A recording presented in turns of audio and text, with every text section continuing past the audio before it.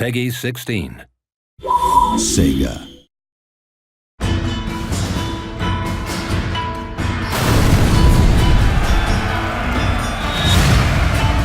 Set during the 19th century, The Fall of the Samurai offers a largely different gaming experience to the original Total War Shogun 2. It's full of explosives, pyrotechnics. It's got lots of fun new units like torpedo ships and Gatling guns. Ships explode left and right, get armor-penetrating shells. We have this huge clash between the modern and the traditional. Effectively, this is a war for the soul of Japan in the modern world.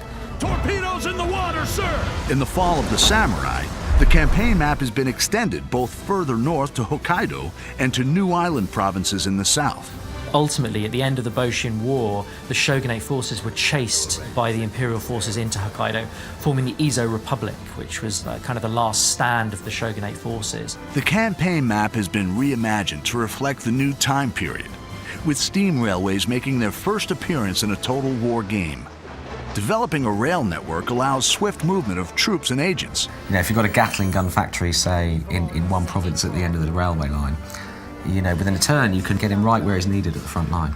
But be wary of enemies sabotaging or blockading your stations. My favourite agent, really, I think, is the foreign veteran agent. So that's kind of an American or British or French foreign veteran that you bring in to improve the recruitment of your troops, kind of drill your troops, train them more effectively. And they can also challenge other agents to single combat. Well, I will defend my honor.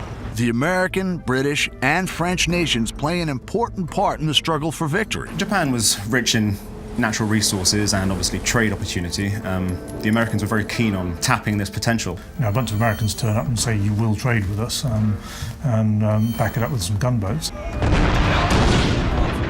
The construction of trading districts for Western powers will give you access to devastating units and advanced technology. The Industrial Revolution and the Enlightenment that took many, many decades in the West gets condensed into 2 or 3 or 4 short decades in Japan. You know, in about 30 years, it's one of the most advanced industrial nations in the world.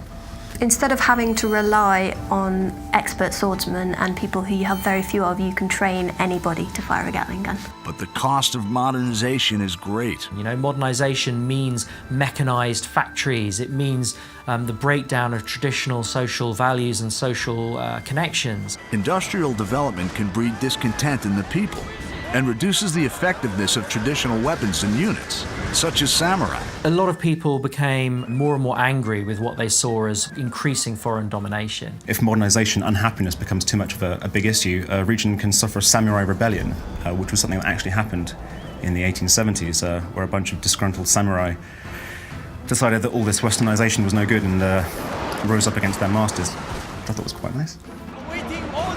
The dynamic clash between the old traditions and the new industrial world is at the heart of The Fall of the Samurai. Like all Total War games, there's no wrong path to victory. Make your own choices, build your legacy, triumph, and dominate Japan.